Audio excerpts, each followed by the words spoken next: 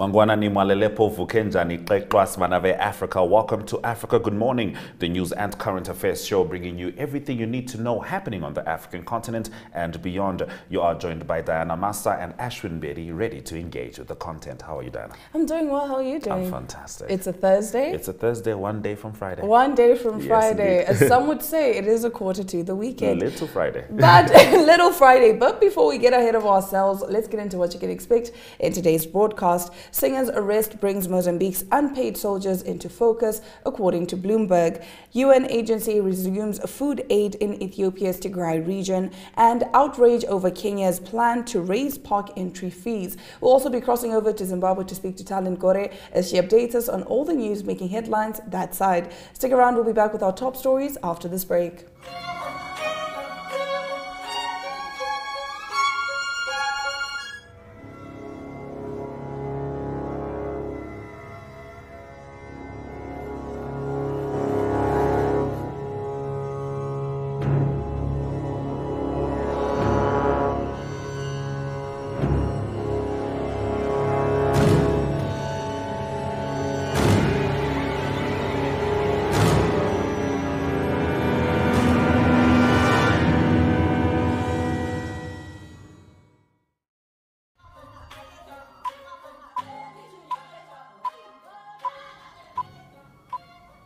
All right, let's get into our top stories. A video of a Mozambican musician urging disgruntled soldiers to stage a coup over their late payment of their salaries led to his arrest this week. It also highlighted the difficulty the government of the emerging natural gas exporter faces in paying public workers on time.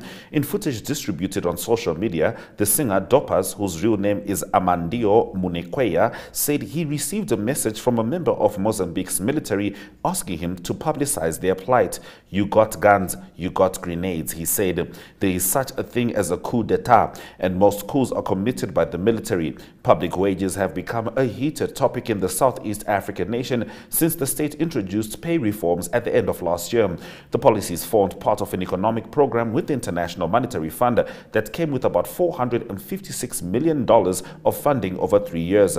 The changes have caused delayed payments and discontent amongst government employees. Now getting into our next story, UN agency resumes food aid in Ethiopia's Tigray region.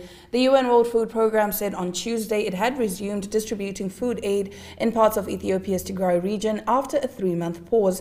WFP paused food aid to the northern region in May following reports of widespread theft of donations. It then suspended aid to all of Ethiopia in June. The United States did the same.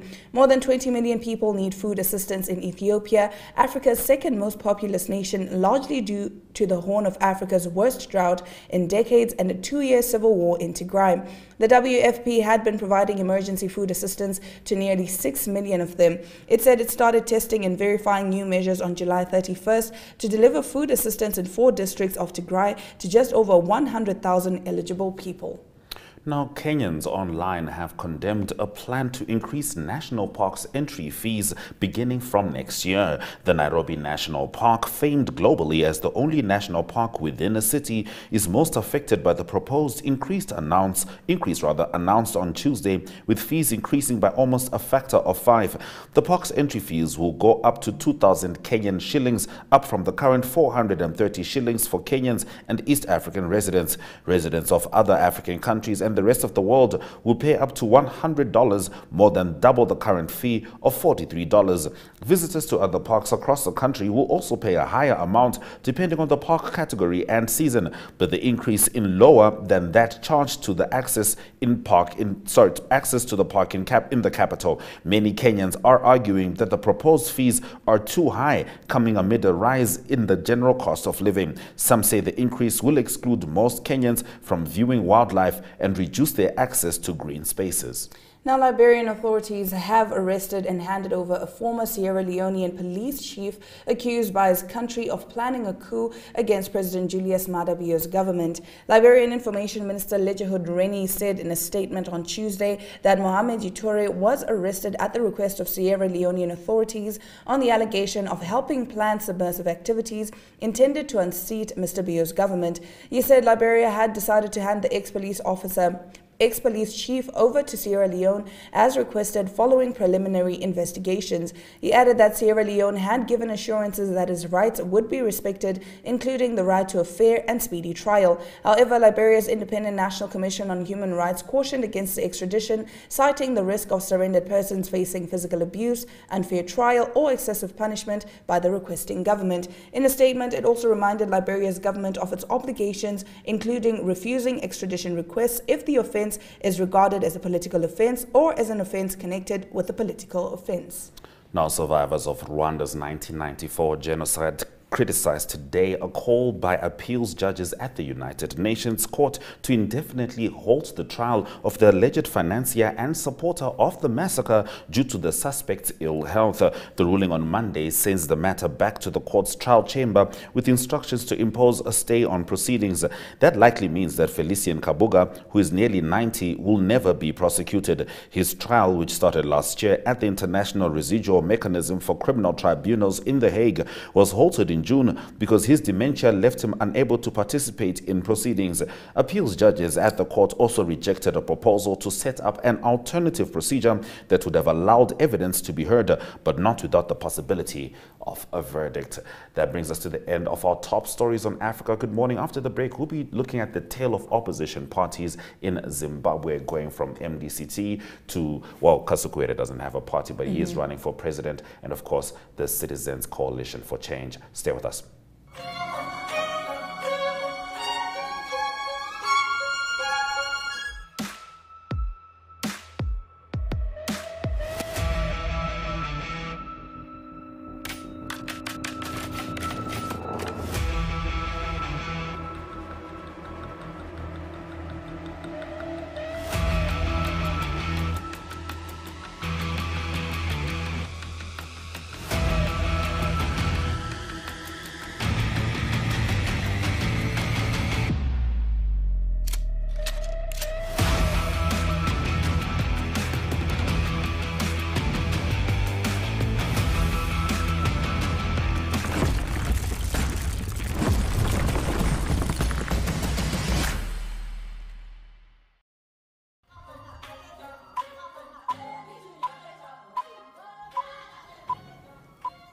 All right, as we cross over to Talent Gore in Zimbabwe, I'm going to give you a short political history of Zimbabwe's opposition parties. The most potent one, which propped up just late 90s, was the MDC, led then by Morgan Tsvangirai. Now, the MDC has been in Zimbabwe's politics for as long as anyone can remember. They were the first ones to sort of illuminate Zimbabweans to an opposition party that could take on the presiding ZANU-PF. Now, what happened was that the MDC, over years, got infiltrated, and essentially they decided to split factions. Some of the MDC people felt like the others were too aligned with ZANU-PF in their personal interests, which formed the Citizens Coalition for Change, which now has the most numbers with regards to an opposition party in Zimbabwe. Now, Xavier Kasukuwere, who's sort of in between this, was with ZANU-PF all along with Robert Mugabe. If I'm not mistaken, he's distantly related to him. Now, he was a beneficiary and proactive in the Mugabe government, and as the military coup happened, he fled to exile to South Africa. Not having been to Zimbabwe often since that time, he was, apparently this was part of the basis of him being refused to participate in Zimbabwe's elections, because now he wants to be president. So, Talent, we're going to start off with MDCT, with Douglas Monzora. We'll get into Xavier Kasukuwere, and then we'll end with the Citizens Coalition for Change. What's going on? Good morning, Ashwin, and Africa, good morning. So apparently MDCT leader Douglas Monzora on Tuesday announced that he was now stepping down as a presidential candidate, citing that the August 23 elections are sham and a farce. Monzora said the Zimbabwe Electoral Commission refused to accept nomination papers for 87 of his party's candidates for the National Assembly, meaning that even if he won the presidency, he would not have control of parliament. He also said that we are not going to be part of the baptism blessing of this sham. This election is a farce. Monzora told a news conference in Harare. He was addressing a news conference in Harare. He also said that MDCT's 24 constituency candidates who successfully filed nomination papers will still participate in the election. But he has stepped down, and he has accused ZEC of being biased, and he said that these elections are not favorable, and so he's not going to participate. So in Zimbabwe, there's a law that says that if one wants to step down, that person has to do that 21 days before the election date. And that is what Angonzora did, and he will not be participating anymore in the August 23 harmonized elections. All right, wow, talent. I mean, August 23rd is just around the corner. And of course, the spotlight is on all the opposition parties. Speaking of aspiring, President Kasukuwere loses Corn Court appeal. Tell us about this. Yes, as you all know, Xavier Kasukuwere had filed his nomination papers, and he was hoping to be the next president of Zimbabwe. But apparently his dreams have been shattered by the courts, who have refused, or rather some of them have refused to hear his hearings. And apparently yesterday he suffered yet another setback in his bid to contest in the August 23 presidential elections after the Constitutional Court dismissed his application for direct access to the apex courts. Kasukuwere was disqualified from contesting the elections by the High Court, wants to be included as one of the presidential candidates. The Supreme Court recently upheld a High Court ruling which was disqualifying him, and apparently 3 Corn Court judges, Justice Paddington Garwe, Elizabeth Gwaunza, and Rita Makarau, unanimously ruled that Kasukuwere disguised his application for direct access to the court as an appeal against the Supreme Court's ruling. So the Corn Court has dismissed this application, and as far as we are concerned, and as far as the August 23 elections are concerned, we don't think and we don't see Xavier Kasukuwere actually participating in the presidential race, given that he has so many things. He's been going to court back and forth, and nothing has changed, and nothing seemed to change. So people are saying that he stands no chance at participating in the August 23 presidential elections. Absolutely. What I think was interesting, though, is that the Zimbabwe Electoral Commission allegedly started printing voting ballots last week, which I don't think is something that's supposed to happen, particularly while an appeal is happening. It sounds a little preemptive, and so does the next statement. Citizens Coalition for Change leader Nelson Chamisa warns of disaster and chaos if election is rigged. Now, I understand the opposition has been on the receiving end more than most oppositions in Southern Africa with regards to election violence, but this sounds a little preemptive. Yes, apparently opposition leader Nelson Chamisa of the Citizens Coalition for Change has warned of disaster and chaos if the elections are rigged. Nelson Chamisa accused President Emerson of violating and tearing apart independent institutions to cling to power. In an interview, the Citizens Coalition for Change leader also warned that any evidence of tampering by Mnangagwa's ruling party in the upcoming elections could lead to total disaster for any nation that is in an economic ruin and already under economic sanctions. Chamisa also said that they were not going to let the ruling party ZANU-PF rig this year's elections as they have done in the past, allegedly. So right now we're saying that anything that seems amiss or that looks amiss, it is going to cause total disaster and chaos in the country. And as you all know, Chamisa has been for the few months, has not been allowed to hold any rallies. And as we head towards the elections, now he is campaigning throughout the country, and the election fever is now setting in people, and we're just hoping for the best during this period of election, and we're hoping that there is not going to be any violence as we head towards the August 23 elections. Absolutely. I mean, 2 things to hope for: no violence and no violating of the people's will. Thank you very much, Talent, for bringing us the news stories from Zimbabwe. You're welcome, and thank you very much for having me. It's always a pleasure having talent on Africa. Good morning. Now let's take a look at the weather predictions before we return with an interesting video.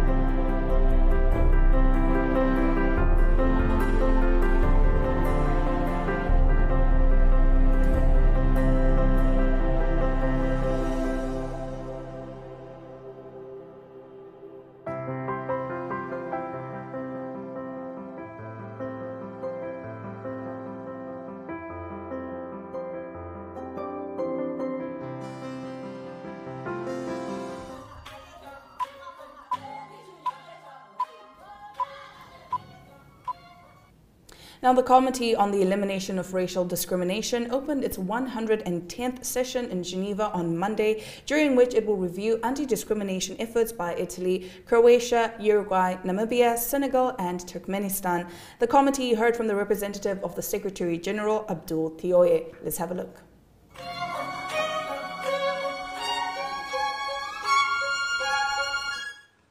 As this is the first time that I address this body, I would like to warmly congratulate the members of the committee personally for your tireless efforts to urge states to fulfill their treaty obligations to eliminate racism under the Convention and to address both the contemporary as well as the enduring forms of racial discrimination which persist to this day despite international efforts and commitment.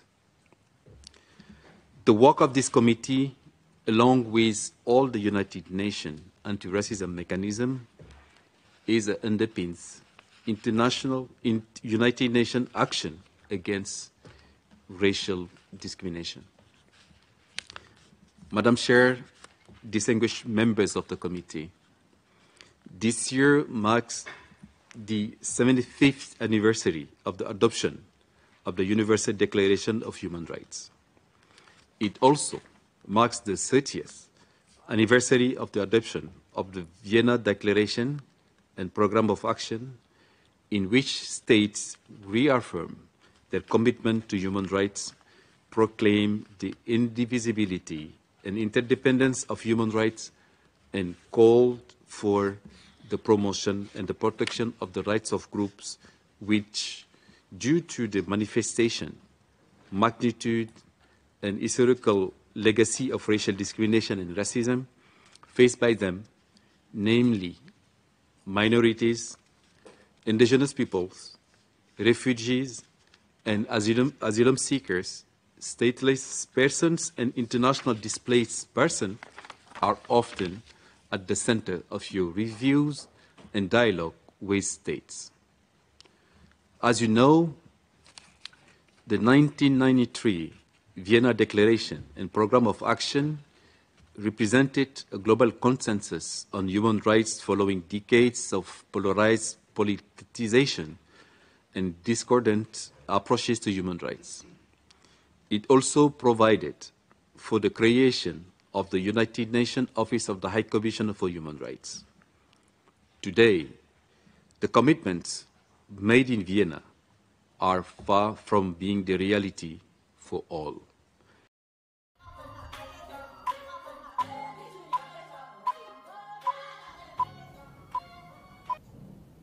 All right, let's dive straight into the economic news stories on Africa. Good morning. Japan on Tuesday signed an agreement with Namibia to jointly explore rare earth minerals as part of its broader plan to develop supply chains for cobalt and other minerals used in making electric vehicle batteries. The Japan Organization for Metals and Energy Security will collaborate with Namibia's state-owned mining firm Epangelo, a Namibia Mines and Energy Ministry official said on the sidelines of the signing ceremony in Windhoek.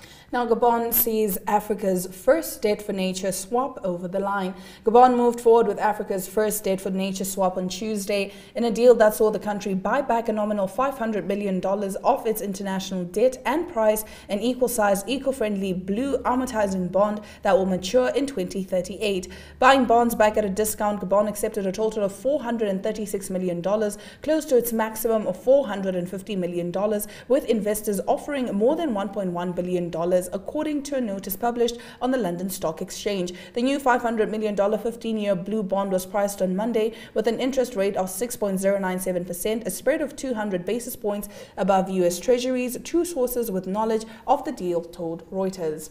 Now let's take a look at the economic indicators before we return with your sports news.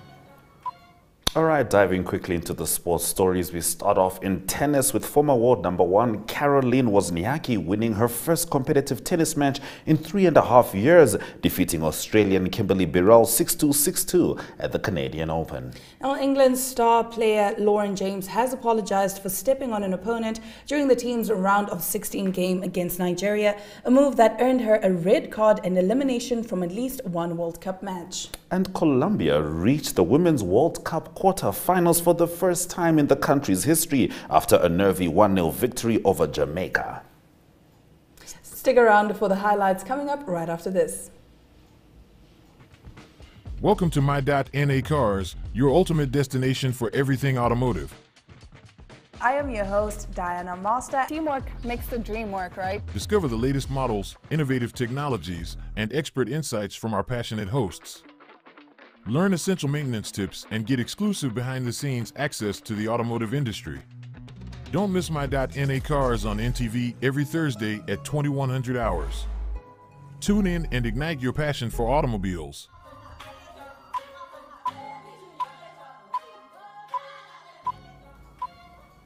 You're still with Africa Good Morning. If you're just joining us, here are the news highlights.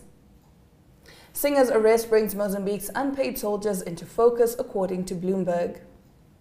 UN agency resumes some food aid in Ethiopia's Tigray region. Outrage over Kenya's plan to raise park entry fees. Liberia deports ex-Sierra Leone police chief. Japan signs deal with Namibia to